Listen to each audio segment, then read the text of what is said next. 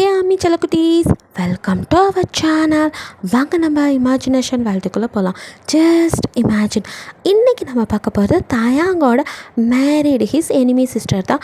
வாங்க ஸ்டோரிக்குள்ளே போகலாம்.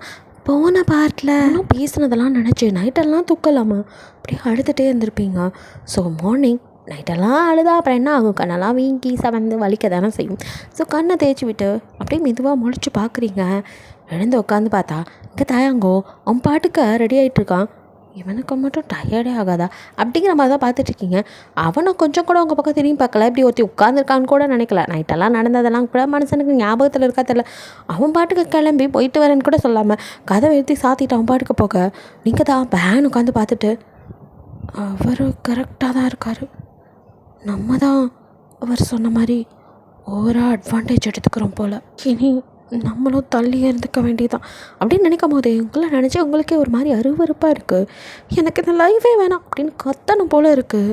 காசு எவ்வளோ யோசிச்சாலும் உங்களுக்கு பதிலே இல்லை. ஏன்னா இது வரைக்கும் பார்த்தா உங்கள் அம்மா அப்பாவும் இப்படி கிடையாது, சுற்றி யாருமே இந்த மாதிரி ஒரு லைஃப் ஸ்டைலில் வாழ்ந்த மாதிரி தெரியல, நமக்கு மட்டும் ஏன் அப்படின்னு இருக்குது. அப்படி என்ன நான் தப்பாக கேட்டுட்டேன் அப்படின்னு யோசிக்க அழுகா வருது. என்ன கேட்டுட்டீங்க, என்னை எழுப்பி இருக்கலாமேன்னு கேட்டேன். அது ஒரு குத்தமா, இது சாதாரண ஒரு விஷயம், இதுக்கு எவ்வளோ பேசணுமா? ஆமாம் அப்படி தான் பேசுவான். மனசை உனக்கு தெரியாதா, உன்னை பற்றி நல்லா தெரியும். சரி நீயே இப்படிலாம் நடந்துக்கலாம். அவனுக்கு உன்னை பிடிக்கவே பிடிக்காது. அப்போ பிடிக்காதவன் கிட்டே இதெல்லாம் எதிர்பார்க்கலாமா? பிடிக்காத பொண்டாட்டி கைப்பட்டா குத்தம் கால்பட்டா குத்தம் மாதிரி அவனுக்கு தான் ஒன்று பிடிக்கவே இல்லையே, நீ தான் வலியக்க இன்னும் இப்படி இழிச்சிக்கிட்டு போய் நிற்கிற அப்படின்னு உங்களை நீங்களே திட்டிட்டு, இல்லை இனி நான் சரியாக இருப்பேன் அப்படின்னு நினச்சிட்டு அப்படியே காலேஜ் கிளம்புறீங்க. இங்கே கிளம்பி கீழே வர அங்கே ஆரியன் உங்களுக்காக வெயிட் பண்ணிகிட்டு இருக்கான். ஹை மச்சி அப்படின்னு சொல்லி கூப்பிட்றான். நீங்களோ ஹைடா அப்படின்னு சொல்லிட்டு வந்து அப்படியே ஏற அப்படியே வேணும். ஆமாம் ஏன் ஃபர்ஸ்ட் டேவே காலேஜ் வரல அப்படின்னு கேட்குறான். அவன் யதார்த்தமாக தான் கேட்க உங்களுக்கும் இங்கே ஒரு மாதிரி ஆயிடுத்து, திருன்னு முழிக்கிறீங்க. உன்ட்ட தான் கேட்டுட்ருக்கான், பதில் சொல்லாமல் இருக்கா அப்படின்ட்டு அவனும் சடன் பிரேக் போட அப்படின்ட்டு பார்க்குறீங்க. அதுக்கு லஞ்சு என்னம்மா பகல் கனவா? ஒன்றும் இல்லைடா, இவன் வேறு கொஞ்சம் உடம்பு சரியில்லை. என்னாச்சு? சாதாரண தலைவலி தான், ஸோ கான்சன்ட்ரேஷன் பண்ண முடியாதுதான் வரல. அது மட்டும் இல்லை கொஞ்சம் விரதம் பூஜை புனஸ்காரம்னு போயிடுச்சு. ஓ அப்படியா, சரி அப்படிங்கிறோம். அப்பாடா நம்பிட்டான் அப்படின்னு இருக்குது. ஸோ காலேஜ் வந்ததுக்கப்புறம் நீங்களும் அங்கே இருக்கிற மியா ஆரியனோட ஜாலியாக பேசி விளையாண்டு அப்படியே வந்துட்டு உங்களோட டைம் ஸ்பெண்ட் பண்ணுறீங்க. ஸோ பழசெல்லாம் கொஞ்சம் மறக்க ட்ரை பண்ணுறீங்க. ஸோ இப்படியே உங்களுக்கு டைம் ஸ்பெண்ட் ஆக ஸோ இப்போ வந்துட்டு தேங்க்டேருந்து உங்களுக்கு மெசேஜ் வருது. யாரா நான் மெசேஜ் பண்ணிக்காருன்னு எடுத்து பார்க்குறீங்க. அவனும் ஈவினிங் அப்படின்னு போட்டு டைம்லாம் போட்டு ப்ளூ ஸ்டார் ஹோட்டல் வந்துரு அப்படின்னு சொல்லி மெசேஜ் அனுப்பியிருக்கான். நீங்கள் அதை பார்த்து பெருசாக இன்னும் ரியாக்ட் பண்ணல. பட் பக்கத்தில் அந்த மியாவோ அதை எட்டி பார்த்துட்டு அடேங்கப்பா ப்ளூ ஸ்டார் ஹோட்டல் நடத்துங்க இவ்வளோ கிண்டல் பண்ண அதுக்கு சிரிக்க கூட முடியாத அளவுக்கு தான் இருக்கீங்க மனநிலை. ஸோ நீங்களும் அப்படியே அமைதியாக இருக்க. இந்த பக்கம் இந்த ஆரியனும் சோத்து முட்டை ஓம் புருஷன்லாம் கண்டிப்பாக எந்த ஒரு ரெஸ்டாரண்ட் கூட்டிகிட்டு போக மாட்டான். எது ஏன்டா அப்படி சொல்கிற கோணவாயா அப்படின்னு சொல்லிட்டு மியா ஆரியன் அடிக்க, யார் நான் கோணவாயனா? நீ தாண்டி குண்டு பூசணிக்கா தின்னி பண்ணுறான், நான் கூட்டிகிட்டு போனால் ஹோட்டலே காலி பண்ணிடுவியே. அவன் பர்ஸை காலி பண்ணிட்டு அப்புறம் அங்கே தட்டுக்க வேண்டியதான். ஒட்டிங்க உன்ட்ட யாராவது கேட்டாங்களாடா அப்படி தாண்டி சொல்லுவோம் சோத்து முட்டை அப்படின்னு சொல்ல, போடா கோணவாயா அப்படின்னு சொல்லிட்டு 2 பேரும் அங்கே அடிச்சுக்கிட்டு வரல. அதை பார்த்து நீங்கள் அப்போ தான் மனசு விட்டு சிரிக்கிறீங்க. எப்படியோ ஒரு வழியாக காலேஜ் முடிஞ்சு ஈவினிங் ஆனதுமே அவன் சொன்ன மாதிரி அவனை பார்க்கணுங்கிறதுக்காக நீங்கள் ஹோட்டல் ப்ளூ ஸ்டாருக்கு போகிறீங்க. நீங்கள் போகும்போதே 6 o'clock ஆயிடுது. ஸோ அங்கே போய் நீங்கள் அவனுக்காக வெயிட் பண்ணிட்டு இருக்க. வெயிட்டர் வந்து உங்க முன்னாடி நிற்க கூட நீங்கள் ஆர்டர் பண்ணல, ஆள் வருவாங்க அப்படிங்கிற மாதிரி சொல்லிவிட்டு உட்காந்தா இருக்கீங்க. 1 மணி நேரம் பக்கம் ஆச்சு, இன்னும் தயாங்க வந்த பாடு இல்லை. நீங்களும் வெயிட் பண்ணிகிட்டு இருக்கீங்க. ஸோ இப்படியே டைம் ஆகிட்டுருக்கா. உங்களால் எவ்வளோ நேரம் தான் நீங்களும் உட்காந்து பார்ப்பீங்க. ஸோ உங்களுக்கு டைம் ஆகுது பார்த்துட்டு ஒரு வேளை வர சொல்லிட்டு மறந்துட்டாரோ என்னையும் ஞாபகம் இருக்காது. இப்போ அனுப்பின மெசேஜை மட்டும் எங்கே ஞாபகம் வச்சுக்க போகிறாரு, மறந்துருப்பாருன்னு தான் நினைக்கிறேன். சரி கால் பண்ணியாச்சும் கேட்கலாமா, அதுக்கு ஏதாவது திட்டுவாரோ, அதுக்குன்னு எவ்வளோ நேரம் தான் இப்படியே உட்காந்துட்ருக்குது, இப்படி மனசுக்கிட்டே பேசிகிட்டு இருக்கிறது அவர்கிட்டே கேட்டுடலாம் அப்படின்ட்டு ஒரு வழியாக தைரியத்தை வர வச்சுட்டு சரி ஃபோன் பண்ணி கேட்போம் அப்படின்ட்டு கால் பண்ணால் அதுவும் ஸ்விட்ச் ஆஃப்னு வருது. சுத்தம் இதுவும் ஸ்விட்ச் ஆஃபா, இதுக்கு மேலே உட்காந்து என்ன பண்ணுறது? வரமாட்டாரோ, ஒரு வேளை அவர் பாட்டுக்கு என்ன மறந்துட்டு வீட்டுக்கு போயிட்டா நான் இங்கே உட்காந்து என்ன பண்ணுறதான், இருட்டிடுச்சுன்னா பிரச்சனை, பேசாமல் அதுக்கு வீட்டுக்கு கிளம்பிடலாம் அப்படிங்கிற மாதிரி ரொம்ப நேரம் உட்காந்து பார்த்துட்டு இதுக்கு மேலே தாங்காதுடா அப்படிங்கிற மாதிரி எழுது அப்படியே நிற்கிறீங்க. அப்போ தான் அவங்க ஆப்போசிட்டில் அப்படியே பார்க்குறீங்க. அதுங்க எஸ்கலேட்டரில் அவன் வந்துட்டுருக்கான். உங்களுக்கும் அவனை அப்படியே பார்த்ததும் இவ்வளோ கோவம் வருது. பிகாஸ் இவ்வளோ நேரம் அப்போ அதே ஹோட்டலில் தான் இருந்திருக்கான். ஆனால் வந்து பார்க்கல, வெயிட் பண்ண வச்சுருக்கான் அப்படிங்கிற கோபம் வருது உங்களுக்கு. அப்படின்னு நினச்சா அதான் தப்பு. உங்களுக்கு அதுக்காகலாம் கோபம் வரல. பிகாஸ் அவன் கையில் ஒரு பொண்ணை அப்படியே தூக்கிட்டு வரான். அந்த பொண்ணையும் அவனையும் மாறி மாறி பார்க்குறீங்க. அப்போ கூட உங்களுக்கு கோவம்லாம் வரல. கோவம், இயலாமை, அழுகைன்னு எல்லாமே போட்டுக்கிட்டு வரணும்னு நினைக்கிறீங்க. பட் அதெல்லாம் வரல. பிகாஸ் அவன் மேலே உங்களுக்கு நம்பிக்கை இருக்குது. தப்பாக எதுவும் இருக்காதுன்னு தோணுது. இருந்தாலும் ஏதோ இனம் பெரியா ஒரு கோவம் ஒரு மூளையில் கிடக்கு. அப்படியே முறைச்சி அவனே பார்த்துட்ருக்கீங்க. பட் தேங்க உங்களை பார்க்கல. பிகாஸ் உங்களுக்கும் அவனுக்கு நடுவில் வந்துட்டு ஒரு மிரர் இருக்குது. நீங்கள் அங்கே பார்க்க முடியுமே தவிர அவனால் உங்களை பார்க்க முடியாது. ஸோ அந்த மாதிரி நீங்கள் உள்ளே இருக்கீங்க, வெளியே இருக்கான். நீங்கள் அப்படியே அவனையே பார்த்துட்ருக்க. அவனும் அடுத்த நிமிஷம் அவன் வரும்போதே முகரக்கட்டை உருன்னு தான் இருக்குது. ஒன்றும் அவன் சிரிச்செல்லாம் பேசல. சிரித்து பேசியிருந்தா கூட சந்தேகப்பட்டிருக்க மாட்டீங்க தான். அந்த அளவுக்கு புருஷ மேலே நம்பிக்கை. இவனும் முகரக்கட்டை தூக்கி வச்சுருக்க. கட்டின பொண்டாட்டி ஏன்கிட்டே சிரித்து பேச மாட்டான். இதில் அடுத்தவங்கள பார்த்து சிரிச்சுட்டாலும் அப்படிங்கிற மாதிரி தான் இருக்குது. ஆனால் ஏன் இவ்வளோ வச்சுருக்கான் அதுதான் புரியல. ஸோ அவனும் அதை நீங்கள் யோசிக்கிறதுக்கு முன்னாடியே பதில் சொல்கிறேங்கிற மாதிரி அந்த பொண்ணை அப்படியே தொப்புன்னு கீழே போடுறான். அந்த பொண்ணை மரண பீதியில் அவனை பார்க்க, யோ இடியாட், நீ எல்லாம் ஒரு மாடலா? வெளியே சொல்லிடாதா? உனக்கு நடக்க கூட தெரியாது. நீ என்ன நடக்க தெரியாத பிள்ளையா? இப்படி சொதப்பி வச்சுருக்கா கிளைண்ட் முன்னாடி. Useless idiot. உன்னையெல்லாம் வச்சுக்கிட்டு இதெல்லாம் நமக்கு தேராது. லூசிஃபர், இன்றைக்கே இவளை செட்டில் பண்ணி அனுப்பிடு அப்படிங்கிறான். லூசிஃபருக்கோ செம்ம கடுப்பாகுது. பிளானெல்லாம் சொதப்பிடுச்சேன்னு. அதனால் வேறு எதுவும் இப்போ தேங்க முன்னாடி சொல்ல முடியாதுனால ஓகே தயாங் அப்படிங்கிறான். உள்ளுக்குள்ளே மொத்த வெறுப்பையும் வச்சுக்கிட்டு தயாங்க அந்த பொண்ணை திரும்பி கூட பார்க்கல. முகம் அவ்வளோ கடுகடுன்னு இருக்கு. செம்ம கடுப்பில் வாங்கேருந்து நகர. யோ லூஸு, உங்ககிட்ட போய் ஒரு வேலையை கொடுத்தா இப்படி தான் சொதப்பிப்பியா? சரி, இதுக்கப்புறம் அவன் முன்னாடி வந்துடாத, போ இங்கேருந்து அப்படிங்கிற மாதிரி சத்தமே இல்லாமல் லூசிஃபரோ அவளை விரட்டி விட்டுட்டு அப்படியே தேங்க் பின்னாடி ஓடி வரான். இன்னும் குடுக்குன்னு ஓடி வந்து தேங்க்கு முன்னாடி அந்த கதவை திறந்து தேங்க எப்படியும் ஹோட்டலை விட்டு வெளியில் அனுப்பணும் அப்படிங்கிறதுலே குறியாக இருக்கா. இங்கே தேங்கோ கிளைண்ட்டை பார்த்து, சாரி இப்படி சொதப்போன்னு நினைக்கல, பட் நான் அடுத்த டைம் சரி பண்ணிடுறேன் அப்படிங்கிற மாதிரி அவன் பேசிகிட்டு இருக்க. இட்ஸ் ஓகே, உங்களை பற்றி எங்களுக்கு தெரியும், எல்லாத்துலேயும் பெர்ஃபெக்டாக இருப்பீங்க, இந்த டைம் இப்படி ஆயிடுச்சு அப்படிங்கிற மாதிரி பேசி அவங்க வந்துட்டு ஓகேன்னு சொல்லிட்டு அடுத்த டைம் பார்த்துக்கலாம், மீட்டிங் வச்சுக்கலாங்கிற மாதிரி சொல்லிவிட்டு கிளைண்ட்டெல்லாம் வந்துட்டு அந்த கை குலுக்கிட்டு நகர. இதெல்லாம் அப்படியே வந்துட்டு அவனுக்கும் அங்கே லூசிஃபரால் நிற்கவே முடியல. டேங்கோ அவங்களுக்கு ஹேண்ட் ஷேக் கொடுத்துட்டு திரும்பினவன் அப்படியே ஸ்டன் ஆகிட்டான். இங்கே நீங்களோ அவன் அப்படியே தூக்கிட்டு வந்து அந்த பொண்ணை கீழே போட்டதெல்லாம் பார்க்கும் போதே கொஞ்சம் பாவமாக தான் இருக்கும் உங்களுக்கு. அந்த பொண்ணை நினச்சி பாவம் எப்படி வலிச்சிருக்கும், என்ன எப்படி தூக்கி போட்டுட்டாரு அப்படிங்கிற மாதிரி இருக்குது. இங்கே அவன் தூக்கி போட்டா அந்த அதிர்ச்சியிலே தான் நின்றுட்டு இருக்கீங்க, பேனு பேரஞ்ச மாதிரி. நீங்கள் மட்டும் இல்லை, அங்கே இருந்த அத்தனை பேருமே அப்படி தான் அவனையே பார்த்துட்டு இருக்கா. பட் அவனும் அதெல்லாம் கண்டுக்கல. யார் என்னை பார்த்தா எனக்கு என்னன்ட்டு அவனும் வந்த வேலை முடிஞ்சால் போதுங்கிற மாதிரி அவன் பாட்டுக்கு கிளைண்ட்டுக்கிட்ட பேசிகிட்டு இருந்திருப்பான். ஸோ மொத்த பேரும் அவங்க வேலையை அதுக்கப்புறம் பார்க்க ஆரம்பிச்சிருப்பாங்க. தேங்க் திரும்பவும் தான் நீங்கள் அப்படியே ஸ்டன்னாக நின்றுட்டு அவனையே பேனு பார்த்துட்டு இருக்கிறத பார்த்துருப்பான். ஸோ இப்போ அவங்க முன்னாடி வந்து அப்படின்னு சொடக்கிட. அப்போ தான் நீங்கள் உணர்ச்சி வசப்பட்டு இப்படி எந்திரிச்சு நின்றுட்டேங்கிற மாதிரி இருக்கும் உங்களுக்கு. ஐயோ அப்படிங்கிற மாதிரி அவனையே பேன்னு பார்த்துட்டு இருக்கீங்க. இங்கே அப்படியே லூசிஃபரை தலையில் அடிச்சுக்கிறான். ஐயோ சுத்தம், எது நடக்கக்கூடாதுன்னு நினச்சானோ அதுவே நடந்துருச்சு. ஐயோ தயாங்க இருக்கானே, இப்போ இனிமேல் இவனை சமாளிக்க முடியாதே அப்படிங்கிற மாதிரி அவன் அப்படியே மனசுக்குள்ளேயே தயாங்கப்பட்டு வறுத்து எடுத்துகிட்ருக்கான். ரொம்ப நல்லா ஸ்கெட்ச் போட்டு தேங்க் பார்த்துடவே கூடாதுன்னு நினச்சி உங்களை வர வச்சுருப்பான். பட் அதெல்லாம் முடிச்சு விட்ற மாதிரி தான் தேங்க உங்களை பார்த்துட்டானே. எவ்வளோ பிளான் பண்ணி இவனை வெளியில் அனுப்பிடலான்னு நினச்சேன். ஆனால் இவன் இப்படி கரெக்டாக அவன் பொண்டாட்டியை மட்டும் அப்படியே இந்த சர்க்கரையை பார்த்தது போகிற எறும்பு மாதிரி போய் மொச்சி நிற்கிறானே தெரிய மாட்டேங்குது. இதுக்கு மேலே இங்கே இருந்தால் சரிப்பட்டு வராது அப்படின்ட்டு அந்த மாடலை கண்ணை காமிச்சு நீங்கள் கிளம்பு அப்படிங்கிற மாதிரி அதுக்கு மேலே அங்கே நிற்காம லூசி வேறு அங்கேருந்து போக இந்த மாடலோ அப்படியே அவனே தான் பார்த்துட்டுருக்கா. எத்தனை டைம் நெருங்கி வரேன், ஆனால் ஒரு டைம் கூட என்கிட்ட வரமாட்டேங்கிறாரே. கிட்ட வந்து எல்லாம் நமக்கு சொதப்பலாகுது. ஒரு நாள் உங்களை அடைஞ்சே தீர்வேன் அப்படிங்கிற மாதிரி அவளும் நினச்சிக்கிட்டு இருக்கா. இங்கே மாட்டிக்கிட்டேனாதுவோ நீங்கள் தான் திருன்னு முடிச்சுட்டு தாயாங்க பார்க்க, ஏய் என்ன இங்கே என்ன பண்ணுற? நான் எங்கே போகிறேன் எங்கே வரேன்னு பார்த்துட்டு அப்படியே என் பின்னாடி வந்து வேவ் பார்த்துட்ருக்கியா? நான் எனக்கு நீ ஸ்பையா அப்படிங்கிற மாதிரி அவன் பாட்டு கேட்டுட்ருக்க. உங்களுக்கு ஒன்றுமே புரியல. எது நான் ஸ்பை வேலை பார்க்க வந்தேனா? ஆமாம், அப்படியே உங்கள் பின்னாடி வந்து வேவ் பார்த்து நான் அப்படியே என்னத்தை சாதிக்க போகிறேன்? இல்லை எனக்கு புரியல. அப்படியே நான் எதையாவது கண்டுபிடிச்சி மட்டும் உங்ககிட்ட சண்டை போட்டால் உங்களை சண்டை போட்டு தான் ஜெயிச்சிட முடியுமா? இல்லை நான் கேள்வி கேட்டால் தான் அப்படியே எனக்கு புரிகிற மாதிரி தெளிவாக பதில் சொல்லிடுவீங்களா? அப்படின்னு என்ன தான் இருந்தாலும் உங்களுக்கு கோவம் வரும்ல. ஸோ கோவப்பட்டு அவனை கேட்க அவனோ தெரியுதுல்ல, அப்புறம் என்ன டேஷ் அடி என்ன ஃபாலோ பண்ணிட்டு இங்கே வந்த? எனக்கு ரொம்ப தேவை பாருங்கள் உங்களை ஃபாலோ பண்ணிட்டு வரணும்னு. நான் எங்கே உங்களை ஃபாலோ பண்ணிட்டு வந்தேன்? நீங்கள் தான் இங்கே வர சொல்லி எனக்கு மெசேஜ் பண்ணீங்க. எது நான் உன்னை இங்கே வர சொல்லி மெசேஜ் பண்ணேன். என்ன விளையாடுறியா அப்படின்ட்டு அவனும் அங்கே அப்படியே சேர் எடுத்து போட்டு உட்கார. ஆமாம் இவர்கிட்ட விளையாடுறாங்க, விளையாண்டுட்டாலும் அப்படிங்கிற மாதிரி நீங்களோ அப்படின்ட்டு அவங்க ஃபோன் எடுத்து இப்போ அவங்கள நீட்ட அவனும் என்னடி இருக்கு அதில் அப்படிங்கிறான். என்ன இருக்கா அப்படின்னு சொல்லிட்டு இப்போ தான் அவங்க பக்கம் திருப்பி பார்க்குறீங்க. அதில் வாட்ஸ்அப் மெசேஜ் வந்துட்டு டெலீட் ஆகிருக்கு. எதுக்கு வர சொல்லி மெசேஜ் அனுப்பிட்டு அதை டெலீட் பண்ணி வச்சுருக்கீங்க? வரும்போது எங்கேயும் விழுந்து வாரிட்டியா, மண்டையில் கிண்டையில் அடிபட்டுருச்சா?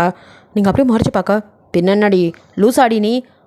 பாட்டுக்க பேசாமல் இங்கே வேலை பார்த்துட்டு இருந்தா நீ வந்து நான் கூப்பிட்டேன்ட்டு என் முன்னாடி நின்றுட்டு ஸ்பை வேலை பார்த்தது இல்லாமல் அப்படியே தூக்கி நான் தான் உன்னை கூப்பிட்டேன்னு பழியை என் மேலே போடுறியா? லூசாடி நீ அப்படிங்கிற மாதிரி கேட்க. நான் லூஸா? நல்லா பாருங்கள், மெசேஜ் அனுப்பலாட்டி எப்படி டெலீட் மட்டும் இருக்கும். டெலீட் பண்ண மெசேஜ் அங்கே காட்டுதில்ல, அப்போ மெசேஜ் அனுப்பாமல் எப்படி டெலீட்டட் மெசேஜ்னு காட்டும்? இப்போ கூட புரியல. என்னை பார்த்தா அவருக்கு லூஸ் மாதிரி தெரியுது போல இருக்குது அப்படின்ட்டு நீங்களும் அப்படியே புலம்பிக்கிட்டே அவன்கிட்ட அப்படியே நீங்கள் வந்து சண்டை போட்டுருக்க அவனும் அப்படின்ட்டு அப்படியே பேண்ட் பாக்கெட்டுக்குள்ளே ஷர்ட் பாக்கெட்டுக்குள்ளெல்லாம் தேடுறான் அவனோட ஃபோனை தான். பட் அவன் ஃபோனை காணும், இருந்தாலும் அதை காட்டிக்காம வாட் டெலிட் மெசேஜ் இருந்தால் என்ன, இதை ஒரு காரணமாக காட்டிட்டு இங்கே வந்தியா அப்படிங்கிறான். இவன்கிட்ட போய் வாக்குவாதம் பண்ணும் நம்ம தான் முட்டாளாகும். எத்தனை டைம்ஸ் ஆனாலும் அவன் பேசுறதே பேசுவான் அப்படின்னு உங்களுக்கு கடுப்பு தான் ஆகுது.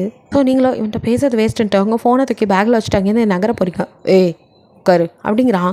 இப்போ நீங்கள் அப்படியே உட்காந்துட்டு என்ன அப்படிங்கிற பார்க்குறீங்க. சரி வந்தது வந்துட்ட, சரி சொல்லு நான் சாப்பிட்றேன் அப்படின்ட்டு அவனை மெனு கார்டு எடுக்க உங்களுக்கு கடுப்பாகுது. நான் பார்த்தா எனக்கு எப்படி தெரியுது நான் என்ன பிச்சைக்காரியா? என்கிட்ட வந்து பணம் கேட்டேனா இல்லை சாப்பாடு வாங்கி கொடுன்னு கேட்டேனா? அவனே மூஞ்சி பரு அடிக்கிற மாதிரி நினச்சிக்கிட்டு எனக்கு எதுவும் வேணாம் அப்படிங்கிறீங்க. மூஞ்சி ஒரு மாதிரி வச்சுட்டு வேணா அதை கண்டுக்கவே இல்லை வெயிட்டர் அப்படின்னு கூப்பிட்டு அவன் பாட்டுக்கா சில பல டிஷ்ஷை ஆர்டர் பண்ண. இதுக்கு எதுக்குடா என்கிட்ட கேட்கணும், எப்படியும் போக விட மாட்டேன், தின்னு தான் தொலைக்கணும், இதுக்கு வேறு கேட்குறான் வேணுமா வேணாமான்ட்டு அப்படிங்கிற மாதிரி நினச்சிக்கிட்டு நீங்களோ சைத்தான் பிடிச்சவன் எனக்குன்னே வந்து வாச்சிருக்கான் அப்படின்னு வாய் வழியாக திட்ட முடியாமல் மனசுக்குள்ளேயே திட்டிட்டு அதுக்கப்புறம் அப்படியே வெளியில் வேடிக்கை பார்க்க ஆரம்பிச்சிட்டிங்க. எங்கே அவனும் ஆர்டர் கொடுத்து முடிச்சதும் மறுபடியுமே வந்துட்டு அப்படியே இங்கிட்ட அங்கிட்டும் அவனோட ஃபோனை தான் தேடிட்டு நெளிஞ்சிக்கிட்டே இருக்கான். அவன் அப்படியே வளைஞ்சு நெளிஞ்சு தேடுறதை பார்க்கும்போது உங்களுக்கே அவனை பார்க்கும்போது சிரிப்பு வருது. உங்களையும் மீறி கொஞ்சம் லைட்டாக சிரிப்பு வரா. பார்த்தானா அவ்வளோதான் அப்படிங்கிற மாதிரி வாயை மூடிட்டு சிரிப்பை கண்ட்ரோல் பண்ண ட்ரை பண்ணுறீங்க. பட் அவன் கைக்கு தான் வந்து தேடுறதை தவிர கண்ணெல்லாம் உங்களே தான் பார்த்துட்டு இருந்திருப்போம். ஸோ அவனும் நீங்கள் சிரிக்கிறத பார்த்துட்டு நாடி திம்முறா அப்புறம் நீங்கள் அப்படியே டக்குன்னு வாயை மூடிட்டு ஒன்றுமே இல்லாத மாதிரி கேஷுவலாக நான் என்ன பண்ணேன் அப்படின்ட்டு அப்படியே திரும்பிக்கிறீங்க. அவனும் அப்படியே உங்களை மறைச்சிட்டுக்கா. அதுக்குள்ளே வந்துட்டு சாப்பாடெல்லாம் கொண்டாந்து வைக்கிறாங்க ஆர்டர் பண்ணதை. ஸோ அவனும் ஹேண்ட் வாஷ் பண்ண எழுந்து போக நீங்கள் போகிற அவனையும் பார்த்துட்டு இப்போ கொஞ்சம் முன்னாடி ஒரு சம்பவம் நடந்துச்சு, அதை பற்றி கேட்கலாமா வேண்டாமா அப்படின்னு யோசிக்கிறீங்க. ஏம்மா நீ கேட்டால் மட்டும் அவன் சொல்லவா போகிறான், எவ்வளவு பட்டாலும் திருந்த மாட்டல நீ என் மைண்டு வாய்ஸு. ஸோ அதே தான் உங்களோட மைண்டு வாய்ஸும். கேட்டால் மட்டும் சொல்லிடுவ போகிறாரு, எவ்வளோ பட்டாலும் திருந்த மாட்டேடி நீ மூடிக்கிட்டு வேலையை பார் அப்படிங்கிற மாதிரி உங்களை நீங்களே அடக்கிட்டு இருக்க.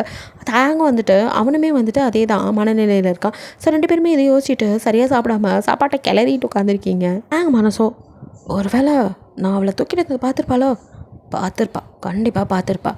பார்த்தும் ஏன் ஒரு பொசசிவ்னஸில் கூட என்கிட்ட சண்டை போடலை, என்கிட்ட அதை பற்றி கேட்க கூட இல்லை. அப்போ நம்ம தான் ஓவராக திங்க் பண்ணுறோமோ, இவன் நம்ம கூட வேண்டா வெறுப்பாக தான் வாழ்ந்துட்டுருக்காளோ, நம்மளை அவளுக்கு பிடிக்காது அப்போ அப்படிங்கிற மாதிரி முட்டாள்தனமாக யோசிச்சுட்ருக்கான். இங்கே உங்களுக்கு பொற ஏறி அப்படின்னு நீங்கள் இரும ஆரம்பிக்க அப்படின்னு சொல்லிட்டு வந்து உங்கள் தலையில் அப்படியே மெதுவாக தட்டிவிட்டு பார்த்து அப்படின்னு சொல்லி தண்ணியை கொடுக்குறான். அப்படியே நீங்கள் குடிச்சு அப்படின்ட்டு போதுன்னு கண்ணை அப்படியே வந்துட்டு டியர்ஸே வந்துடுது. ஸோ நீங்கள் கண்ணை தொடச்சிட்டுக்கா உனக்கு சாப்பிட கூட தெரியாதாடி அப்படின்னு சொல்லிட்டு டக்குன்னு 3 வாய் பக்கம் அதுக்குள்ளே ஊட்டிட்டான். இவன் எப்போ என் பக்கத்தில் வந்தான், மின்னல் வேகத்தில் அதுவும் 3 வாய் ஊட்டிட்டானேன்ட்டு போதும் அப்படின்ட்டு வாய்க்குள்ளே ஃபுல்லாக சாப்பாடோட அப்படியே நீங்கள் பிடிச்சிக்கிட்டு சோத்தை வச்சு திணிச்சே கொண்டுருவோப்பில்ல என்ன அப்படின்னு நினச்சிட்டு கையை அவனை பிடிச்சிட்டு அப்படியே அவனை பார்க்க என்ன அப்படின்னு அவனும் பார்க்குறான். யார் அவ அப்படிங்கிறீங்க. அவனுக்கும் இப்போ தான் மனசு நிம்மதியாக இருக்குது. அப்படி வாடி வலிக்க அப்படின்ட்டு மூஞ்சில் சிரிப்பு வந்தாலும் அதை காட்டிக்காம எவ அப்படின்னு கேட்குறான். எவளா இல்லை எவனா கூட இருந்தானே அவன் அப்படிங்கிறீங்க. அந்த மாடலை தூக்கிட்டு வந்ததை பார்த்து பொறாமப்பட்டு தான் கேட்குறான்னு நினச்சா இவன் என்னன்னா நம்ம கூட இருந்தா லூசிஃபரை பற்றி கேட்பாளாட்டிருக்கே அப்படின்னு நினச்சிட்டு கொஞ்ச நேரத்தில் பொசசிவ்னஸ் வந்துருச்சு, ஜலஸ் வந்துருச்சுன்னு சந்தோஷப்பட்ட தாங்க நீங்கள் எப்படி கேட்கும் கடுப்பாயிருது. ஸோ அவனும் அப்படியே உங்களை மறைச்சிட்டு இப்போ அவனை பற்றி தெரிஞ்சு நீ என்ன பண்ண போகிற அப்படிங்கிறான். நீங்கள் டக்குன்னு அப்படியே தேங்க திரும்பி நல்லா ஒத்து பார்க்குறீங்க. அவன் மூஞ்சோ செம்ம காண்டில் அப்படியே இருக்கான். அதை பார்க்கும்போது உங்களுக்கு சிரிப்பு வருது. உனக்கு வந்தால் ரத்தம், எனக்கு வந்தால் தக்காளி சட்னியா சாப்பிடாமனே அப்படின்னு நினச்சிக்கிறீங்க. ஆனாலும் இதுக்கு மேலே அவங்ககிட்ட விளையாண்டா அவ்வளோதான் சாவடிச்சிருவான்னு தெரியுமே, அதனால் டேரெக்டாக விஷயத்துக்கே வரீங்க. அதுவா இல்லை உங்களுக்கு எத்தனை எனிமீஸ்னு தெரிஞ்சுக்கலான் தான். எது எனக்கு எனிமியா? அதுவும் அவனா? நோ வே, அவன் என்னோடய ஃப்ரெண்டு. ஓ ஃப்ரெண்டா? ஆனால் ஒரு விஷயம் உங்ககிட்ட சொல்லட்டுமா? என்னோடய குட்டி மூளைக்கு ஒரு விஷயம் தெரிஞ்சிச்சு. ஆனால் நீங்கள் பெரிய ஜீனியஸ். உங்கள் ஜீனியஸ் மூளைக்கு அது தெரியலையா என்ன அப்படின்னு கேட்குறீங்க. ஏற்கனவே ஃபோனை காணோம் என்னவா இருக்குங்கிற கடுப்பில் இருந்தவனுக்கு இன்னும் நீங்கள் எரியிற தீயில எண்ணெயை ஊற்றுனா கடுப்பாயிடுறான். ஏற்கனவே கடுப்பில் இருக்க, சும்மா இரிட்டேட் பண்ணிட்டு இருக்காதடி, ஒழுங்கா என்னங்கிறத சொல்லு, இல்லை வாயை பிடிச்சி கடிச்சிருவேன் அப்படிங்கிறான். அதே இத்தனை பேர் இருக்காங்க, செஞ்சாலும் செய்வான். இப்போ தான் ஒருத்தையை தூக்கிட்டோமால்னு போட்டான், அதுக்கே கவலைப்படாதவன் மற்றவங்களுக்குக்காக கவலைப்படுவான் அப்படிங்கிற மாதிரி அது அப்படின்ட்டு டக்குன்னு அவங்க ஃபோன் எடுத்து ஒரு வீடியோ ப்ளே பண்ணி காட்டுறீங்க. அது வேறு ஒன்றும் இல்லை, அவன் அந்த பொண்ணை தூக்கிட்டு வந்து அப்படியே கீழே போட்டிருப்பான்ல, அதுலேருந்து நீங்கள் அப்படியே வீடியோ எடுத்திருப்பீங்க, அதை தான் காட்டுறீங்க. அதில் அவன் திரும்பி நின்று இந்த பக்கம் கிளைண்ட்டுக்கிட்ட பேசிகிட்டு இருக்கும் போது இந்த பக்கம் லூசிஃபரோ அவளை ஹிப்போட ஹோல்ட் பண்ணி அப்படியே தூக்கி அவள் காதுக்கிட்ட அறிவில் சொன்ன வேலையெல்லாம் சொதப்பிட்டிய அப்படின்னு திட்டிருப்பான்ல, அதுதான் அந்த வீடியோ தான் ப்ளே பண்ணி காட்டுறீங்க. இதில் ஒன்லி வந்துட்டு வீடியோ மட்டும்தான் இருக்குது. பிகாஸ் நீங்கள் தான் வந்துட்டு மிரருக்கு இந்த பக்கத்துலேருந்து எடுத்துருப்பீங்களே, அதனால் வந்துட்டு அவங்களோட வீடியோ மட்டும்தான் இருக்கே தவிர வாய்ஸ்லாம் கிளியராக இல்லை. ஸோ அதனால் அதை கேட்க முடியல. ஆனால் அவங்க 2 பேரும் பக்கத்தில் நின்று ஏதோ பேசுகிறது, முகம் மாறுறதெல்லாம் அவனுக்கு நல்லாவே தெரியுது. தேங்க்கு இப்போ தான் தேங்க்குமே நீங்கள் வர சொல்லி வந்திருப்பீங்களா, அந்த டைமில் வந்துட்டு அவன் மீட்டிங்கில் இருந்திருப்பான். ஸோ அந்த டைமில் வந்துட்டு மீட்டிங்கில் இருக்கனால அவன் ஃபோனை வந்துட்டு அப்போ லூசிஃபர் தான் வச்சுட்டு இருந்திருப்பான். ஸோ அது இப்போ தான் தேங்க்கும் ஞாபகத்துக்கே வருது. ஸோ அங்கே வந்துட்டு கிளைண்ட் மீட்டிங்கில் வேணுக்குனே வந்துட்டு அந்த மர்டர் வந்து நடக்க தெரியாமல் கீழே விழுகிற மாதிரி கால் ஸ்லிப்பாகி விழுந்தது, அதை வச்சு தேங்க் அவளை தூக்கிட்டு வர மாதிரி அந்த விஷயத்த நீங்கள் பார்க்கணும் அப்படிங்கிற மாதிரி ஏதோ லூசிஃபர் பிளான் பண்ணியிருக்கான் அப்படிங்கிறது இப்போ தேங்க்கு நல்லாவே புரியுது. அதுக்கப்புறம் தேங்க் எதுவுமே பேசலை, அப்படியே அமைதியாக ஃபோன் அவங்கக்கிட்ட கொடுத்துட்டு அவன் பாட்டுக்க சாப்பிட ஆரம்பிக்கிறான். நீங்களும் ஃபோனை வாங்கி வச்சுட்டு அவனையே பார்க்குறீங்க. ஆனால் அதுக்கப்புறம் அவன்கிட்ட எதுவும் நோண்டிலாம் கேட்கல. ஸோ விட்டுட்டு நீங்களும் அப்படியே சாப்பிட்றீங்க. கொஞ்ச நேரம் சாப்பிட்டுட்டு தாங்க அப்படியே ஸ்டாப் பண்ணிவிட்டு உங்களை ஹிப்போட ஹோல்ட் பண்ணி அப்படியே சாஞ்சு உட்காடுறான். நீங்களும் அப்படியே அவனையே பார்த்துட்டு சரி எனக்கு போதும் வாங்க வீட்டுக்கு போகலாம் அப்படிங்கிறீங்க. டக்குனு உங்களை அப்படியே கோழி கொஞ்சம் அமுக்கிற மாதிரி திருப்பி பிடிச்சி இழுத்து மடியில் உட்கார வைக்கா. நீங்களும் நெளியிறீங்க. அப்படியே பாவி ஹோட்டல்ரா இது, பார்க்குறவங்க என்ன நினைப்பாங்க அப்படிங்கிற மாதிரி இருக்கு உங்களுக்கு. ஸோ நீங்கள் டக்குன்னு அங்கேருந்து அப்படியே கீழே உட்கார அவனும் உங்களை அப்படியே பார்க்குறான். சேரில் உட்காந்துட்டீங்க. என்ன வீட்டுக்கு போகலாம் வாங்க அப்படிங்கிறீங்க. ஏய் நீ ஏன் இங்கே இருக்க, வீட்டில் போய் பின்னாடி பண்ணுறது அது இங்கேயே பண்ணலாமே, நம்ம இன்றைக்கி இங்கேயே இருக்கலாம் அப்படிங்கிற ஒரு மாதிரி உங்களுக்கோ எதை இங்கேயா ஹோட்டலில் என் அம்மாவுக்கு தெரிஞ்சால் செருப்பால் அடிப்பாங்க, இதெல்லாம் என்ன பழக்கம்னு. இல்லை எனக்கு ஹோட்டலில் தங்குறது பிடிக்காது அப்படின்ட்டு டக்குன்னு அவன் முறைச்சி பார்க்கவும் அது எனக்கு ஹோட்டல்லலாம் தூக்கம் வராது அப்படின்னு மாற்றி சொல்கிறீங்க. அது நீ தூங்க வேணாடி, நம்ம என்ன இங்கே தூங்குறதுக்காக தங்குறோம், தூங்காமல் இரு அப்படிங்கிறான். அவன் டபுள் மீனிங்கில் பேச ஐயோன்னு இருக்குது. இவன்கிட்ட போயா வாயை கொடுத்தோம் அப்படின்ட்டு அவனும் உங்களை இன்னும் நெருங்கி உட்கார. நீங்கள் மெதுவாக நகர்ந்து ஐயோ டே நம்மளே எல்லோரும் பார்க்குறாங்கடா ஏன்டா அப்படி படுத்துற அப்படின்ட்டு அது வந்து இன்றைக்கி தான் ஃபர்ஸ்ட் டே காலேஜ் போனேன்னா அது ரொம்ப நேரம் ஒத்து பார்த்து டிசைன்லாம் பண்ணேன், கண்ணெல்லாம் எரியுது, ரொம்ப டயர்டாக இருக்குது. அப்படியே வீட்டுக்கு போயிட்டு ஒரு குட்டி குளியல் அப்புறம் குட்டி தூக்கம் போட்டால் கொஞ்சம் நல்லா இருக்குன்னு தோணுது ப்ளீஸ் அப்படிங்கிறீங்க. நீங்கள் கொஞ்சி கேட்க அவனும் அப்படியே தான் எப்போ ஹோல்ட் பண்ணி உட்காந்தவன் அப்படியே உளியை பார்த்து ரசனையோடு ரசித்து பார்க்குறான். அவனோட ஒரு மனசு இல்லை இங்கே இருக்கலாம், இங்கே ஜாலியாக இருக்கும், ஒரு நாள் ஸ்பெண்ட் பண்ணலாம் அப்படின்லாம் தோணுது. இன்னொரு பக்கமாக பாவண்டா கெஞ்சிரா அவளை அப்படியே தூக்கிட்டு போய் வீட்டில் நெஞ்சில் போட்டு தூங்க வைக்கணும் அப்படின்னு தோணுது. அவன் மனசாச்சும் ஒன்றும் சலைச்சது இல்லாமல் ரெண்டுமே வேணும்னு தான் அடம் பிடிக்க. பட் அப்படியே உங்களை பார்க்குறான். நீங்களோ பாவமாக அவனை ஏதாவது சொல்லுவான் அப்படிங்கிற மாதிரி பார்த்துட்ருக்கீங்க எதிர்பார்ப்போட. ஸோ அவனும் டக்குன்னு அவன் ஐப்ரோஸ் லிஃப்ட் பண்ணி சரி ஓகே போகலாம் அப்படின்னு எந்திரிக்க அப்பாடா அப்படின்ட்டு இருக்கு. அப்பா 2 பேரும் அதுக்கப்புறம் பேசிக்கவே இல்லை, அமைதியாக ஒரு ட்ராவல். வீட்டுக்கு வரீங்க. வந்ததுக்கப்புறம் நீங்கள் போய் குட்டி குளியல் போட்டு வந்து கப்சப்புன்னு வந்து படுத்துக்கிறீங்க. ஸோ படுத்ததுமே உங்களுக்கு நீங்கள் சொன்ன மாதிரி உண்மையிலே டயர்டாக இருந்திருக்கும். ஸோ தூங்கவும் ஆரம்பிச்சிடுறீங்க. தேங்கோ அவனும் வந்ததும் ரெஃப்ரெஷ் கூட ஆகலை, அவன் மைண்டு ஃபுல்லாகவே லூசிஃபர் நினப்பிலே தான் இருக்குது. அதனால தான் உங்களையும் கூட விட்டு வச்சுட்டான். ஸோ அந்த நினப்பிலே இருந்தவன் டக்குன்னு அடுத்தது வந்து லேண்ட்லைன் ஃபோன்லேருந்து அவனோட நம்பருக்கு தான் கால் பண்ணுறான். கால் பண்ணும்போது லூசிஃபர் எடுத்து தெரியாமல் மறந்து எடுத்துகிட்டு வந்துட்டேன்னு சொல்லியிருந்தா கூட பரவாயில்ல. பட் பயபுள்ளியோ தேங்க் தெரிஞ்ச அவ்வளோதான் தர்மடி கன்ஃபார்ம் அப்படின்னு கன்ஃபார்ம் பண்ணிவிட்டு இதுக்கு மேலே இங்கே இருக்கக்கூடாதுன்னு டிக்கெட் புக் பண்ணி ஃப்ளைட் டிக்கெட்டு உடனே அந்த ஊரை விட்டு ஓடணும்னு ட்ரை பண்ணி வெளியில் வந்து ஒரு கேப் புக் பண்ணுறான். ஸோ அதுவும் ஏர்போர்ட் போகாமல் அப்படியே ஒரு முட்டு சந்துக்குள்ளே போகுது. அங்கே ஒரு பால் அடைஞ்ச குடோன்னு இருக்குது. இப்போ வரைக்கும் அவன் எங்கே போகுதுக்கான்னு கவனிச்சிருக்க மாட்டான். பிகாஸ் அவனோ தயாங் ஃபோனை தூக்கிட்டு வந்தவன் அப்புறம் தான் கவனிச்சிருப்பான். ஐயோ இவன் ஃபோன் இருக்கா அப்படின்னு சொல்லிட்டு.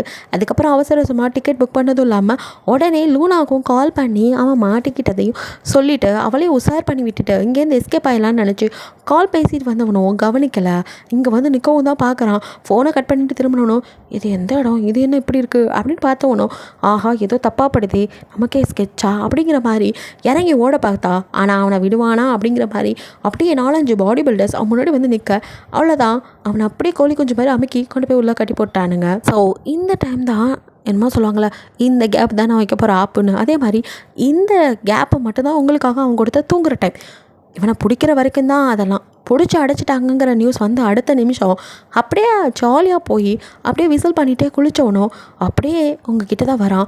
ஃபுல் எனர்ஜியோட வந்தவனோ உங்களை அப்படியே தூங்க விட்டுருவானா என்ன, தூக்கி உங்களை இரா சுப்பாரி அப்படின்னு சொல்லி உங்களை போட்டு சல்லை பண்ணி முழிக்க வச்சு அதுக்கப்புறம் அப்படியே கிஸ் பண்ணி அவங்கள கிஸ்லேயே குளிக்க வச்சு அவங்களோட அப்படியே ஒன்றா இருக்கான்.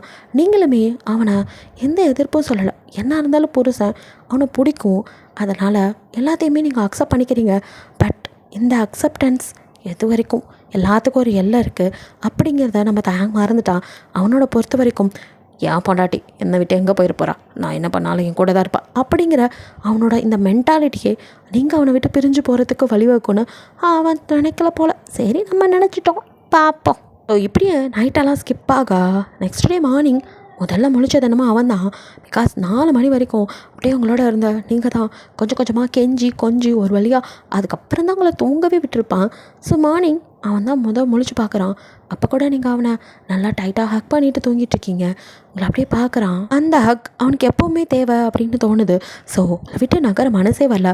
இருந்தாலும் உங்களை வேறு வழியிலேயே நகர்த்தி எந்திரிச்சு போகணும், வேலை இருக்குது அப்படின்ட்டு சரி ஒரு 10 நிமிஷம் அப்படின்னு அப்படியே உங்களையே ஒத்து பார்த்துட்டு உங்களை முகத்தை அப்படியே ரசிச்சுட்டே கொஞ்சம் நேரம் படுத்திருக்கான். ஒரு 10 நிமிஷத்துக்கு அப்புறம் வேலை இருக்குது அப்படிங்கிற மாதிரி உங்களை அப்படியே மெதுவாக நகர்த்தி நல்லா பெட்ஷீட்டை பொத்தி விட்டு அவங்க ஃபோர்ஹெட்டில் அப்படின்னு பட்டம் படாமல் ஒரு கிஸ் பண்ணிவிட்டு அவன் எழுந்து போகிறான். அவன் ரசனையாக பார்த்ததையோ கிஸ் பண்ணதும் எதுவுமே தெரியாமல் நீங்கள் நல்லா தூங்கிட்டு இருக்கீங்க. அந்த பாலடைஞ்ச கூடவுனில் ஒரு ரூமில் அப்படியே இருட்டாக இருக்குது. அங்கே எப்படா கதவை திறப்பாங்க ஓடலாம் அப்படிங்கிற மாதிரி லூசிஃபர் வந்து உட்காந்துருக்கான். அவனை பிடிச்சிட்டு போனவங்கள கட்டிலாம் போடல, சும்மா தான் உள்ளே தள்ளி கதவை சாத்தியிருக்காங்க. இருட்டு ரூமாக இருக்குது, கதவை திறந்தா ஓடிடலாங்கிற நினப்பில் அவனும் இருக்கான். கவான்னு முழிச்சிட்டு இருக்க. இங்கே கதவை திறக்கிற சத்தம் கேட்குது. ஓடிடலான்னு பார்க்க கதவை திறந்த செகண்ட் அடுத்த நிமிஷம் ஒரு பொண்ணை உள்ளே தள்ளுறாங்க. தள்ளி திரும்பவும் கதவு மூடப்படுது. அவனும் இருட்டிலே இருந்தனாலா திடீர்னு கதவை திறக்கும் வெளிச்ச பட்டுன்னு மூஞ்சில் பட்டு இப்போ தான் கண்ணை நல்லா தேய்ச்சிட்டு பார்க்குறான். அந்த பொண்ணு யாருன்னு அவனுக்கு நல்லா அப்படியே உத்து பார்க்கவும் தான் தெரியுது. லூனா அப்படிங்க அண்ணா அப்படின்ட்டு அவள் அழுகுறா. லூனா சரி அழாதா, அமைதியாயிரு அப்படிங்கிறான். இதுக்கெல்லாம் காரணம் அந்த தயாங் தான், இதெல்லாம் அவன் வேலை தான். அம்மா நீ எப்படி இங்கே வந்து மாட்டின அப்படின்னு கேட்குறான். ஓடா அதை பற்றி மட்டும் கேட்காது, நானே உன் மேலே கொள்ளக்காண்டில் இருக்கேன் அப்படின்னு அவன் செம்ம கடுப்பாக. நான் என்ன பண்ணேன், என்ன எதுக்கு போய் திட்டுற அப்படிங்கிறான். ஒன்றுமே புரியாமல் நீ என்ன பண்ணியோ முட்டாள் மூளை இல்லாதவனே, எப்படி அப்படி முட்டாளாக பிறந்த? நான் ஒன்னேன், ஆமாம் மயிரை பிடுங்கினேன், ஒன்றுத்துக்கு லாய்க்கு இல்லாத ஒன்னேன், உன்னெல்லாம் வச்சுக்கிட்டு வேஸ்ட்டுடா நீ. உனக்காக எவ்வளோ பண்ணியிருப்பேன், கிழிச்ச உனக்காகவும் சேர்த்து தான் பண்ணேன். ஏண்டா அறிவுக்கிட்ட முட்டாள் முண்டமே, ஓடணும்னு நினச்சிட்டின்னா அப்போ வேறு ஏதாவது கார் கிடைக்கல அவனோட கார்லேயே ஏறி அப்படியே தொலைஞ்சு போகாமல் அது மட்டும் இல்லாமல் அதுலேருந்து எனக்கு வேறு கால் பண்ணி பேசினேன். கொத்தாக கொண்டு வந்து இப்போ உள்ளே நல்லா அடைச்சி வச்சுட்டான். மூதேவி எல்லாம் உன்னால் எவ்வளோ பிளான் பண்ணி கொஞ்சம் கொஞ்சமாக அவங்ககிட்ட நெருங்கின தெரியுமா, எல்லாத்தையும் கெடுத்து விட்டு பேச்சா பேசுகிற அப்படின்னு சொல்லிட்டு அவ்வளோ வாழ் கத்த. இப்போ தான் லூசிஃபருக்கு புரியுது. கொஞ்சம் யோசிக்காமல் மடத்தனை பண்ணிட்டமே. அப்போ கார்லேருந்து எல்லாமே அவன் சட்டப்பா. இந்த தயாங்க லேசாக அடை போட்டுட்டேன். அங்கேருந்து போனதும் நம்மளை ஃபாலோ பண்ண மாட்டான்னு நினச்சா, ஆனால் அவன் ஆள் வச்சு நம்மளை ஃபாலோ பண்ணிகிட்டு இருந்திருக்கான். இது தெரியாமல் வந்து நல்லா தொக்கா மாட்டிட்டோம். இப்போ எப்படி அவன்கிட்ட தப்பிக்கிறதுன்னு அவன் ஒரு பக்கம் யோசிச்சுட்டு இருக்கான். அப்படியே கொஞ்சம் நேரம் போகுது. அப்போ நல்லா விடிய ஆரம்பிச்சு அப்படியே கதவை திறந்தும் வெளிச்சம் மூஞ்சில் நல்லா படுது. 2 பேரும் அப்படியே திரு முழிச்சிட்டு எழுந்து நிற்க அங்கே தயாங்க அப்படியே கெத்தா 2 பேர்த்தையும் முறைச்சி பார்த்துட்டு அப்படியே உள்ளே வரான். அவனை பார்த்ததும் பாஸ் அப்படின்னு சொல்லிட்டு அவங்க பாடி கார்டு வந்து அவனுக்கு சேர் எடுத்து போடுறாங்க உட்கார்றதுக்கு. அதில் அப்படியே கெத்தா கால் மேலே கால் பட்டு உட்காந்தனும். ஸோ நீங்கள் 2 பேரும் ஒரு காலத்தில் என்னோடய பெஸ்ட் ஃப்ரெண்ட் அப்படின்னு நான் தான் இப்போ வரைக்கும் தப்பாக நினச்சிக்கிட்டு இருந்திருக்கேன். பாருங்கள், நீங்கள் 2 பேரும் பிரதர் அண்ட் சிஸ்டர்னு கூட எனக்கு தெரியல, அந்த அளவுக்கு முட்டாளாக இருந்திருக்கேன் உங்களை நம்பிக்கிட்டு. ஆனால் 2 பேரும் எப்படி வந்தாலும் எனக்கு துரோகத்தை மட்டும்தான் பண்ணியிருக்கீங்க. எனக்கு ஒன்றும் புரியவே இல்லை.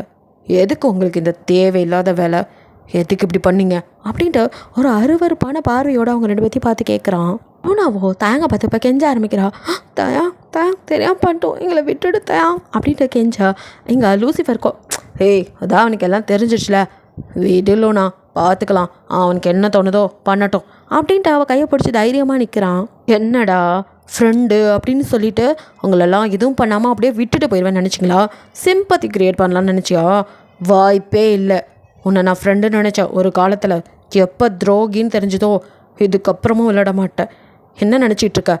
ஏன் வாழ்க்கையிலே விளையாடணும்னு நினச்ச உங்களெல்லாம் சும்மா விட்டுருவேனா? உங்களுக்கு வாழ்க்கையே இல்லாமல் பண்ண வேண்டாம். இந்த தயாங்க யாருன்னு நினச்சிட்ருக்கீங்க? அப்படியே பண்ணிவிடு தயாங். குற்ற உணர்ச்சியோடு நாங்கள் வாழ்ந்துறதை விட நாங்கள் உன் கையால் ஃப்ரெண்டு கையால் சாகிறதே மேல்.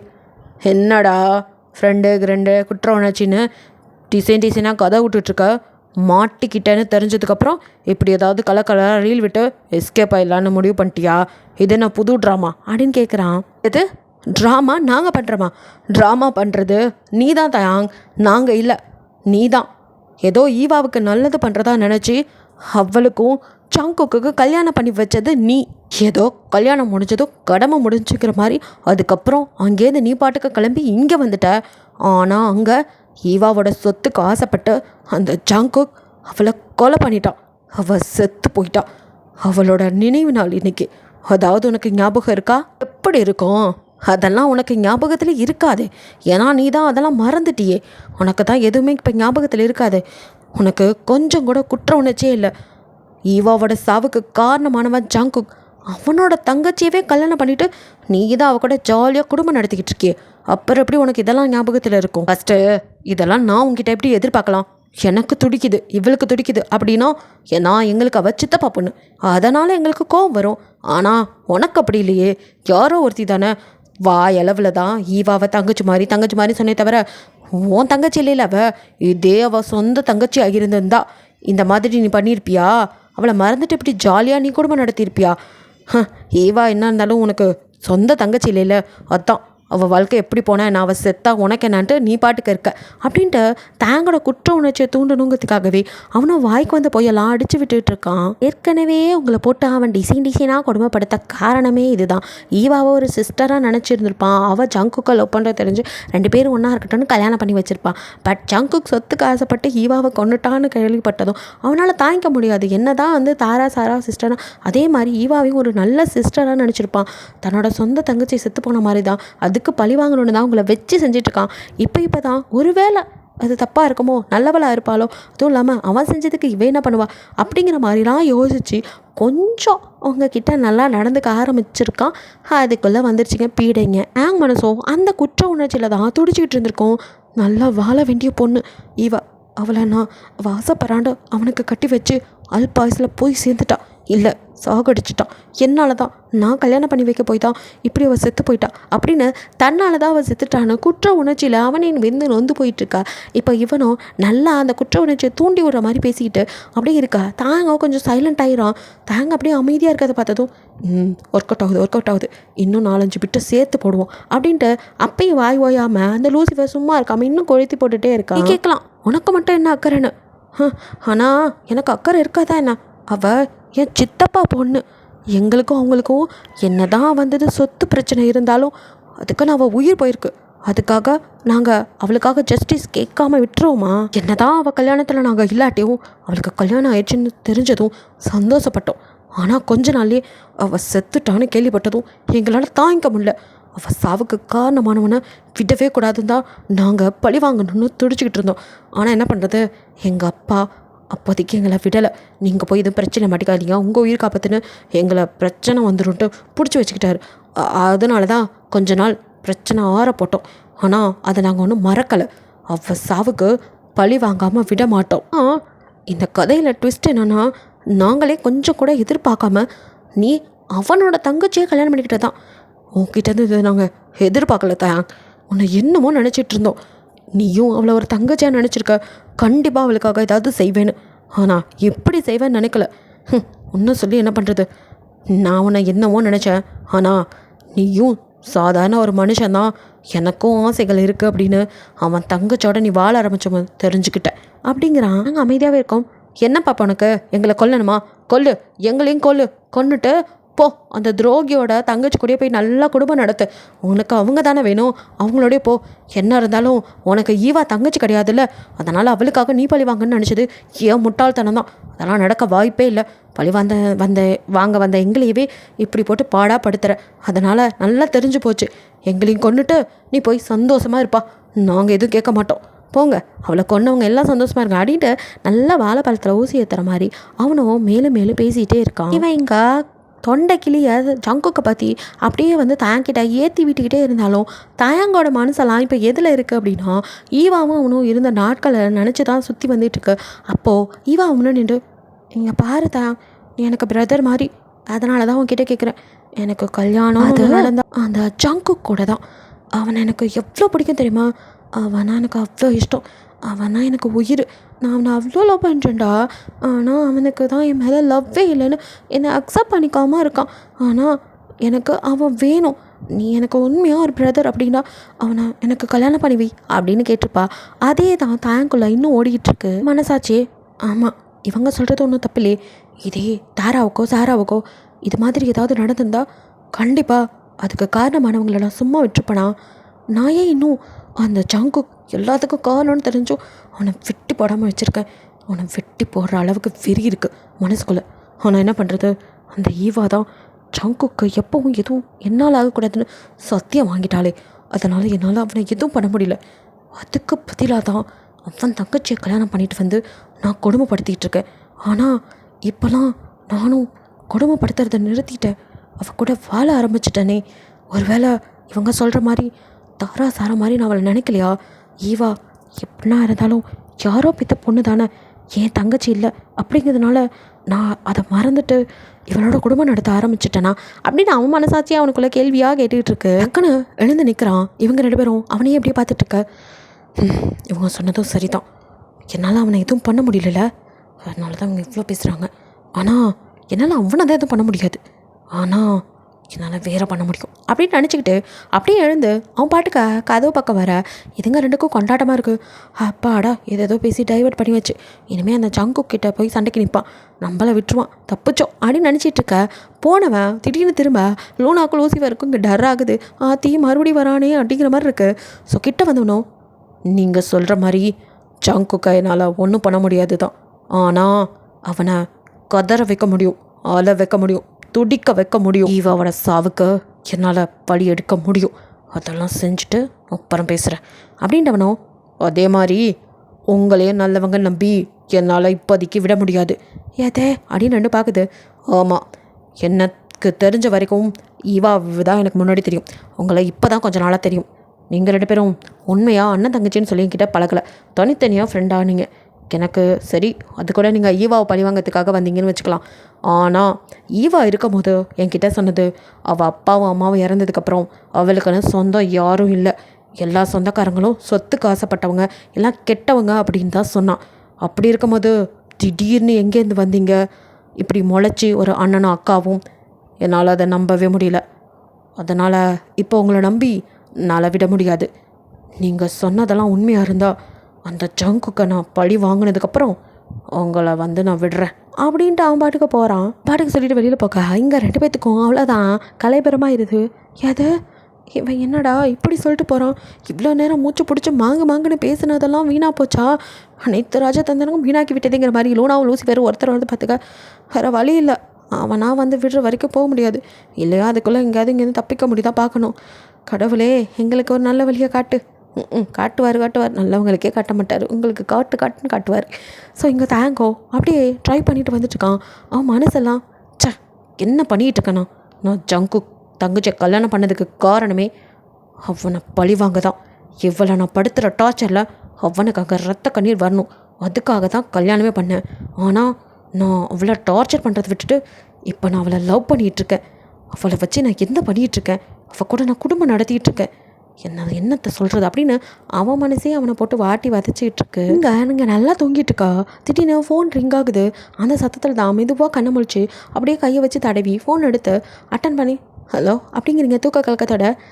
என்ன செல்லக்குட்டி என்ன தூங்கிட்டு இருக்கியா, many more happy returns of the day அப்படின்னு சவுண்ட் கேட்குது அப்படின்னு இப்போ தான் ஃபோனை பார்க்குறீங்க. அந்த பக்கத்தில் இருந்து ஜங்குக் தான் ஹே குட்டிமா எழுந்துட்டியா இல்லையா, ஹாப்பி பர்த்டே அப்படிங்கிறான். தேங்க்ஸ் அண்ணா.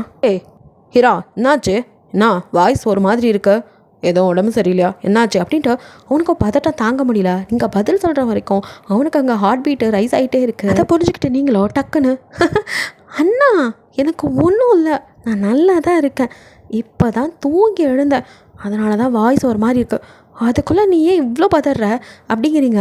அவனும் அப்பாடான் இருந்தாலும் எதை மணி இப்போ 8மா, இவ்வளோ நேரம் நீ தூங்கிட்டு இருந்தியா அப்படின்னு அவனால் நம்பவே முடியாமல் கேட்குறான். அவன் மணி 8ன்னு சொன்னதும் எதே 8ஆ அப்படின்ட்டு நீங்கள் பதறீங்க.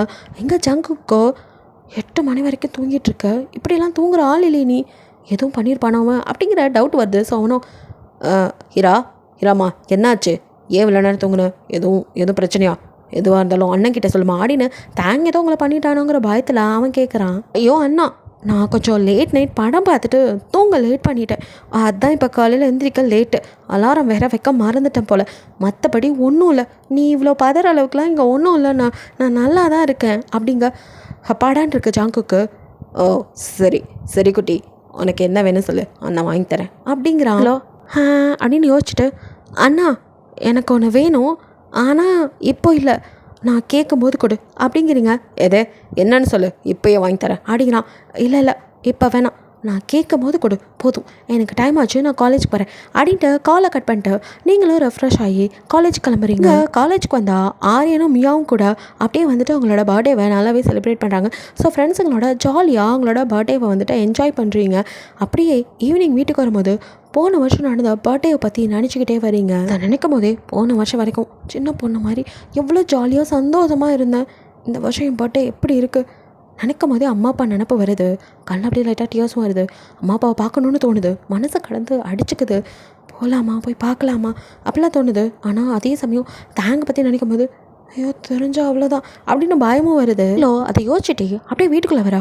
வீடோ ஃபுல்லாக வந்துட்டு ரெடி பண்ணி வச்சுருக்காங்க. நீங்கள் சுற்றி பார்க்க வேறு யார், தாராக்கு தான் தெரியும்ல, அவளும் உங்கள் காலேஜ் தானே. ஸோ அவளும் வந்துட்டு அவங்களுக்கு பர்த்டே அப்படிங்கிறத சொல்ல, ஸோ எல்லாருமா சேர்ந்து உங்களுக்காக பர்த்டே செலிப்ரேஷனுக்காக வீட்டையே ரெடி பண்ணி வச்சுருக்காங்க. பார்த்ததும் பரவாயில்லையே அப்படின்னு கொஞ்சம் சந்தோஷப்படுறீங்க. எல்லோரும் கேக் கட் பண்ணுமா அப்படின்னு சொல்கிறாங்க. எல்லோரும் சுற்றி நின்று உங்ககிட்ட சொல்லிகிட்டு இருக்க, பட் உங்கள் மனசோ தேடுறது என்னமோ தேங்க தான். டைம் பார்க்குறீங்க 7 தான் ஆகுது, இந்த டைமுக்கு எங்கே அவர் வரப்போகிறார் அப்படின்ட்டு சரி அதுக்கு மேலே தாங்க முடியாது அப்படிங்கிற மாதிரி இங்கே சாராவோ அண்ணி எப்போ வெட்டுவீங்க சீக்கிரம் தாங்க, கேட்க பார்த்ததுலேருந்து டெம்ட்டாக இருக்குது, இவங்க தான் நீங்கள் வந்து தான் வெட்டுன்னு சொல்லிட்டாங்க, ஏய் அவளுக்கு தாண்டி பர்த்டே அப்படின்னு தாரா அடிக்க, சரி அதுக்கு தான் வெயிட் பண்ணிகிட்ருக்கேன் அடிங்க. ஸோ நீங்களும் இதுக்கு மேலே வெயிட் பண்ணால் சரிப்பட்டு வராதுன்னு ஸோ கேக்கை கட் பண்ண எல்லோரும் பர்த்டே சாங் பாடுறாங்க, விஷ் பண்ணுறாங்க, கேக்கை கட் பண்ணி எல்லாத்துக்கும் கொடுக்குறீங்க. அதுக்கப்புறம் ஆளுக்கு கிஃப்ட் கொடுக்குறாங்க. எல்லாத்தையும் வாங்கிட்டு மேலே வரீங்க. அத்தனை கிஃப்ட்டும் கொடுக்காத சந்தோஷம் உங்களுக்கு தாங்க பார்த்தா மட்டும்தானே வரும். ஸோ மனசு என்னன்னே சொல்ல முடியாமல் அவன் பக்கமே இழுத்துக்கிட்டு போகுது. அவனை தான் தேடுறீங்க. அந்த ரூமையே 2 டைம் சுற்றிட்டீங்க. அங்கே என்ன தேங் ஒளிஞ்சா இருக்கான் கண்டுபிடிக்க முடிகிறதுக்கு. ஸோ உங்களுக்கு வெறுமையாக இருக்குது அந்த ரூமு. சுற்றி பார்த்தாலும் அவன் எங்கே வரப்போகிறான், இனிமே தானே வருவான் அப்படின்னு மனசு அடித்து சொல்லுது. ஸோ அப்படியே கஷ்டமாக இருக்குது. இப்போ போய் கபோர்டை திறந்து அப்படியே அவன் ட்ரெஸ் எல்லாம் தொட்டு பார்க்குறீங்க. அவனே பக்கத்தில் இருக்க மாதிரி ஒரு ஃபீல் பண்ணிக்கிட்டு உங்களுக்கு தானாக சிரிப்பு வருது. அவனை ரொம்ப மிஸ் பண்ணுறீங்க. என்னமோ தெரியல, அவன் பக்கம் மனசு அல்லாடிக்கிட்டு இருக்கு. அப்போ அப்படியே அங்கே இருக்க ஒரு சாரியை பார்க்குறீங்க. தேங் வாங்கி கொடுத்தது ஒயிட் கலர் சாரி, அதில் ஸ்டோன் வச்சு ரொம்ப அழகாக இருக்குது. அதை எடுத்து அப்படியே நீங்கள் வியர் பண்ணிவிட்டு தேங்காக வெயிட் பண்ணுறீங்க. எந்த மேக்கப்பும் இல்லை, ஜஸ்ட்டு சாரி, பூ, அவ்வளோதான். அவ்வளோ அழகாக இருக்கீங்க. ஸோ அவனோட கார் சவுண்ட் கேட்டதுமே ஆசையாக கீழே ஓடி வரீங்க. அவனும் உள்ளே வர கதவை திறந்து என்னங்க அப்படின்னு நீங்கள் ஆசையோடு பார்க்க அவனும் உங்களை மேலேருந்து கீழே வரையும் பார்க்குறான்.